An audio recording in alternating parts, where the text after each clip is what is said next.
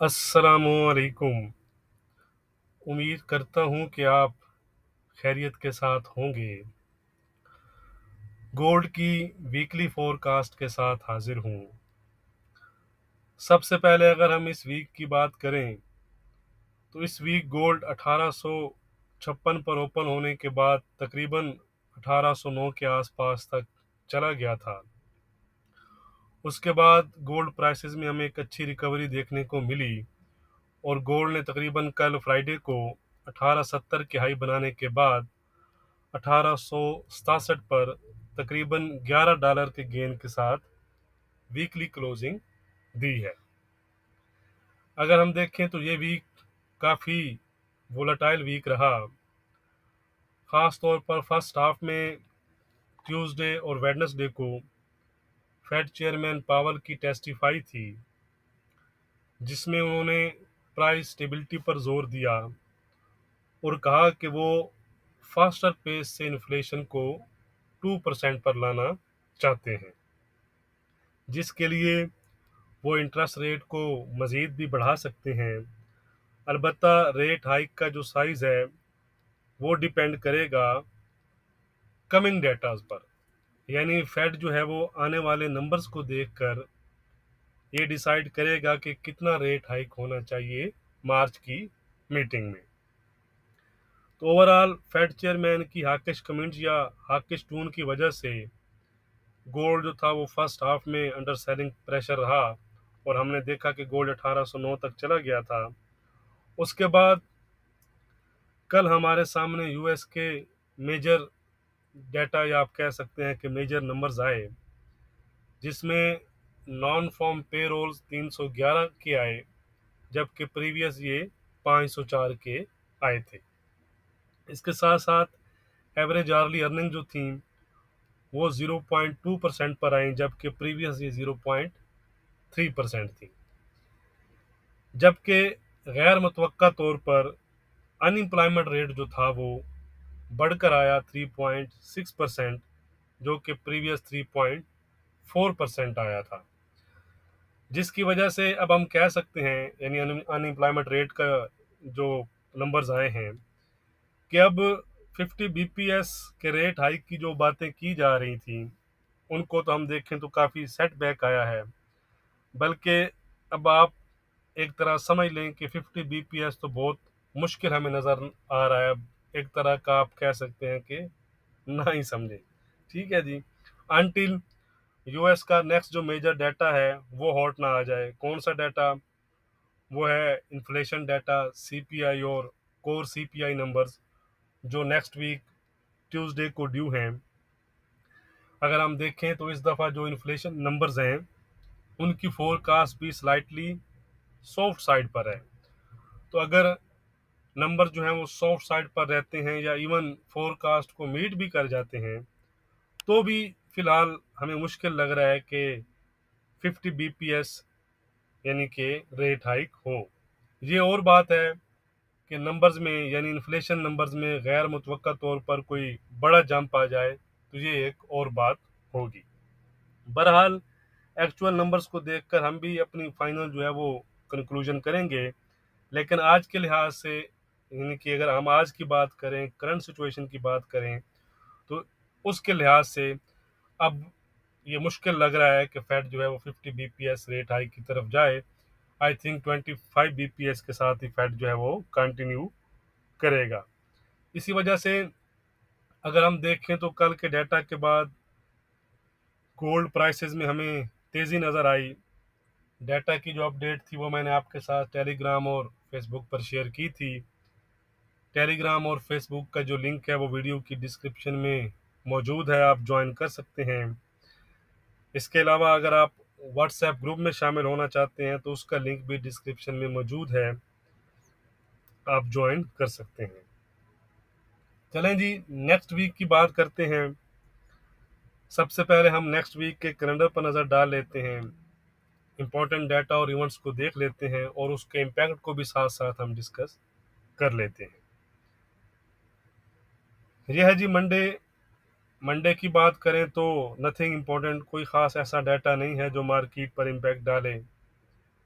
Tuesday की बात करें तो ट्यूसडे को यूएस के जो मेजर डाटा है वो हमारे सामने आएगा। अगर हम देखें तो एक तरह का एक आप कह सकते हैं कि सबसे इम्पोर्टेंट जो नंबर्स हैं वो यही रहेंगे अब फेड की मीटिंग से पहले। ये है सीपीआई और कोर सीपीआई नंबर्स। अगर हम देखें तो स्लाइटली आप देख रहे होंगे कि थोड़ा सा सॉफ्ट फोरकास्ट है।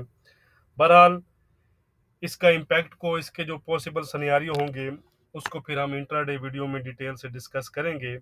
बहरहाल नेक्स्ट वीक ट्यूसडे को आपने खास तौर पर ख्याल रखना है। वेडनेसडे की बात करें तो वेडनेसडे को भी यूएस के इंपॉर्टेंट नंबर्स हैं, खास तौर पर पीपीआई और कोर पीपीआई, और इसके साथ रिटेल सेल्स और कोर रिटेल सेल्स नंबर्स हैं। तो ये नंबर्स भी इंपॉर्टेंट रहेंगे वेडनेसडे को। थर्सडे की बात करें तो फिली फैट और as usual jobless claim numbers हैं यूएस के, और उसके साथ साथ ईसीबी यानी यूरोपियन सेंट्रल बैंक, उसकी मॉनेटरी पॉलिसी है, उसका इंटरेस्ट रेट आएगा। इस दफ़ा 50 बीपीएस की फोरकास्ट है, तो अगर 50 बीपीएस हाइक होता है तो ये आप कह सकते हैं कि यूरो को कुछ सपोर्ट मिलेगी इससे डॉलर के अगेंस्ट। इसके बाद प्रेस कॉन्फ्रेंस होगी, तो याद रहे कि ये दूसरा बड़ा मेजर सेंट्रल बैंक है, तो इसकी जो पॉलिसी की अनाउंसमेंट होगी वो डायरेक्ट मार्केट पर असर डालेगी और मार्केट काफ़ी वोलेटाइल रह सकती है थर्सडे को भी। फ्राइडे की बात करें तो यूरो जोन के सीपीआई नंबर्स हैं, और उसके बाद यूएस सेशन में मिशिगन सेंटीमेंट और इन्फ्लेशन एक्सपेक्टेशन नंबर्स हैं। तो जैसा कि हमने देखा कि डाटा वाइज भी नेक्स्ट वीक काफ़ी इंपॉर्टेंट और बिजी वीक रहेगा, और नेक्स्ट वीक भी जो है वो मार्केट काफ़ी ज़्यादा वोलेटाइल रह सकती है। चलते हैं जी चार्ट की तरफ। तो ये है जी गोल्ड का चार्ट, लेकिन पहले हम एज यूजुअल डॉलर इंडेक्स और बॉन्ड यील्ड्स को डिस्कस करेंगे, और उसके बाद फिर गोल्ड को डेली पर और H4 पर फिर डिटेल से हम डिस्कस करेंगे। तो चलते हैं जी डॉलर इंडेक्स के चार्ट की तरफ। ये है जी डॉलर इंडेक्स का चार्ट। इस ब्रेकआउट के बाद हमने ये बात की थी कि ये अब टारगेट है इसका। ये हमने फिगर भी आपको अगर याद हो तो 105.70 के आसपास का मैंने आपको बताया था। तो तकरीबन अगर हम हाई देखें तो ये हाई है जी 105.88 के आसपास के, यानी उसी एरिया से डॉलर इंडेक्स जो है वो डाउन आया है, और तकरीबन 104.10 के आसपास के लो बनाने के बाद थोड़ा सा यानी कि ऊपर आकर उसने क्लोजिंग दी है। तो अब अगर हम डॉलर इंडेक्स को देखते हैं तो ये इसका बड़ा एक इम्पोर्टेंट जोन रहेगा। यानी ये अगर हम देखें ना, ये वाला जोन है, ये आप ये कह सकते हैं एग्जैक्ट है ये 103 के आसपास का। ठीक है जी, 103.10 103 के आसपास का ये बड़ा इंपॉर्टेंट इसमें क्रिटिकल जोन रहेगा। और ये अगर ब्रेक हुआ भी तो किसी बड़ी यानी कि जो है वो न्यूज़ पर ब्रेक होगा, जैसे सीपीआई नंबर्स हो गए या यूरोपियन सेंट्रल बैंक की जो मॉनेटरी पॉलिसी वगैरह है उस पर। ठीक है, यानी अब हमारा ये व्यू इस पर ये है, किस्सा मुख्तसर, कि यहाँ पर आकर ये यहाँ से दोबारा ये, ठीक है, फर्स्ट हमारा व्यू ये है, क्योंकि ये बड़ा इंपॉर्टेंट जोन है, ये इसको ब्रेक नहीं करना चाहिए अगर इसने अपसाइड पर डॉलर इंडेक्स ने कंटिन्यू करना है। ठीक है जी, और अगर ये यहाँ पर आता है इस जोन में तो गोल्ड भी आपको फिर वहाँ उस साइड पर 1880-90 के आसपास नजर आ सकता है। ये जोन अगर ब्रेक होता है यानी इन्फ्लेशन नंबर काफी सॉफ्ट साइड पर आ जाते हैं जिस तरह, तो फिर इसमें मजीद हमें सेलिंग नजर आएगी और ये दोबारा से अपने इन लोज तक जा सकता है। तो फर्स्ट हमारा व्यू ये है कि ये इस एरिया को टेस्ट करके दोबारा से अपसाइड को कंटिन्यू करें। ये अगर ब्रेकआउट हो गया तो फिर आप इसको इस चीज को फॉलो करेंगे। ठीक हो गया जी। अब हम चलते हैं जी मेन जो रिवाइवल है गोल्ड की, वो है जी ये यूएस की 10 ईयर यील्ड्स। अब अगर आप देखें कैंडल इसकी और डॉलर इंडेक्स की कैंडल देखें तो डॉलर इंडेक्स में आपको इतनी, थोड़ा सा आप देखेंगे तो वो पुल बैक उसमें आया है। ठीक है, ये देखें ना, ये उसके लो है, ये देखें, और ये इसके क्लोजिंग है। ठीक है, तकरीबन ये 50-60 पिप आप कह सकते हैं कि उसने पुल बैक दिया है। लेकिन बॉन्ड यील्ड में अगर आप देखेंगे तो आपको कुछ ऐसा खास नजर नहीं आ रहा, थोड़ा सा ही उसने कोई 1-2 बीपीएस के आसपास पुल बैक दिया है, वरना एक भरी हुई कैंडल आपको नजर आ रही होगी। और इसी के अगेंस्ट सेम आपको गोल्ड में कैंडल नजर आ रही होगी। ठीक है जी, तो इससे आपको पता चलेगा कि बड़ा एक डायरेक्ट रिलेशन है इनका गोल्ड के साथ।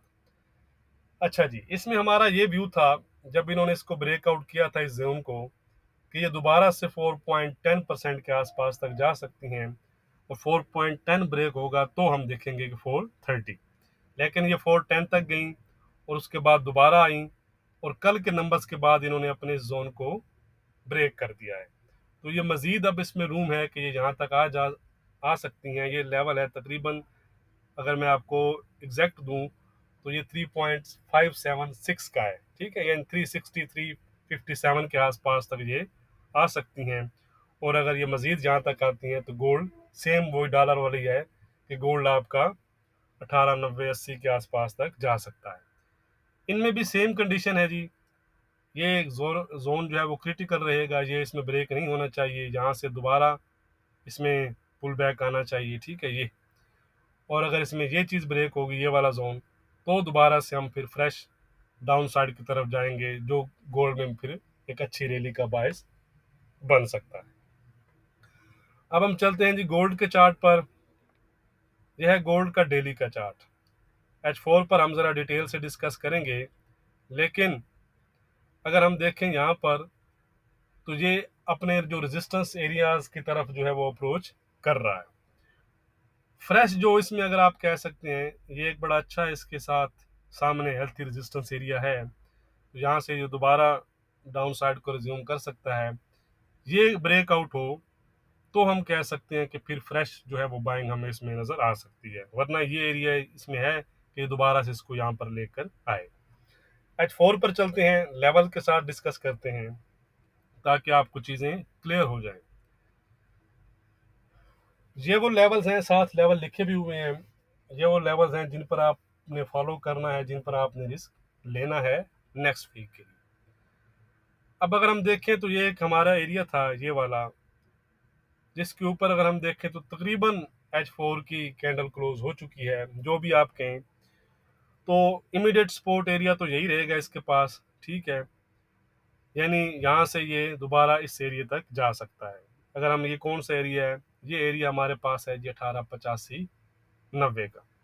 कहने का मतलब ये है, मैं आपको बताता हूँ कि प्राइसेस अगर आप यहाँ पर देख लें, रेजिस्टेंस एरिया पहले देख लेते हैं, तो ये आपके पास एक अच्छा रेजिस्टेंस एरिया रहेगा। याद रहे कि यहाँ हम इंट्राडे की बात नहीं कर रहे, यहाँ हम पूरे वीक की बात कर रहे हैं कि कौन से लेवल हम प्ले कर सकते हैं। 1885-90 आपके लिए फर्स्ट एरिया होगा, और सेकंड एरिया आपके लिए होगा 1900 और 1905 के एरिया। एग्जैक्ट मैं कहूँ तो ये तकरीबन 1904 के आसपास का बनता है, 1904 पॉइंट समथिंग कुछ बनता है। ठीक है, तो ये अपर साइड पर आपके लिए रेजिस्टेंस एरिया होंगे। यहाँ से आपको इंट्राडे के लिहाज से कुछ ना कुछ आप कह सकते हैं कि जरूर आप प्रॉफिट में रहेंगे। ऑन अदर साइड जो हमारा व्यू है फिलहाल वो ये है कि प्राइस दोबारा से यहाँ तक, इस जोन से दोबारा से ये, ठीक है, तो आपने इन जोन में फिलहाल नजर रखनी है। 1860-50 का नीचे जोन है, और ऊपर आपके पास 1885-90 का जोन है। इन जोन पर आपने नजर रखनी है। जब तक ये जोन इंटैक्ट है, यानी 1850 इंटैक्ट है, तो ये दोबारा से आपका 1875, 1890 और 1905 तक जा सकता है। ये अगर ब्रेक हो गया दोबारा से, तो गोल्ड आपका दोबारा से 1825-30 के आसपास तक लो लगा सकता है, और फाइनली फिर ये एक अच्छा सपोर्ट एरिया है, आपको पता है 1805-10 के आसपास का। तो ये वो लेवल्स हैं, आप इनका स्क्रीनशॉट भी ले सकते हैं जो आपने नेक्स्ट वीक प्ले करने हैं। और फर्स्ट एरिया यही है कि आप 1860 और 1880-90 के आसपास ये मार्केट अगर रेंज करे तो आप कर सकते हैं, लेकिन मंगल को ही एक बड़ा मेजर डाटा है, तो फिर किसी साइड पर हमें ब्रेकआउट भी मिल सकता है। तो वीकली रेजिस्टेंस और सपोर्ट क्या रहेगी हमारी, वो हम देख लेते हैं जी गोल्ड प्राइसेस में। नेक्स्ट वीक के लिए जो वीकली रेजिस्टेंस एरिया है हमारा, वो है 1905 का। यानी नेक्स्ट वीक जो गोल्ड में हमारी रेजिस्टेंस रहेगी वो रहेगी 1905 की। 1905 अगर गोल्ड ब्रेक करता है तो फिर इसमें एक अच्छी फ्रेश बाइंग आ सकती है, एक अच्छी रैली भी बन सकती है, जो गोल्ड को दोबारा से 1920, 1960 और इवन 2000 की तरफ लेकर जा सकती है। सपोर्ट रहेगी नेक्स्ट वीक के लिए हमारी 1805 की। अगर गोल्ड 1805 ब्रेक करता है नेक्स्ट वीक, तो फिर गोल्ड आपका 1790 और 1770 तक जा सकता है। फिलहाल अगर हम गोल्ड के ट्रेंड की बात करें, तो गोल्ड का ट्रेंड हमने लास्ट वीक भी ये कहा था कि फ्लैट है, तो इस वीक भी कुछ 10-11 डॉलर के गेन के साथ ही क्लोज हुआ है। तो इस वीक भी फिलहाल भी हमारा जो व्यू है वो गोल्ड पर फ्लैट बना हुआ है। वीडियो को लाइक और शेयर करना मत भूलिएगा। बहुत शुक्रिया।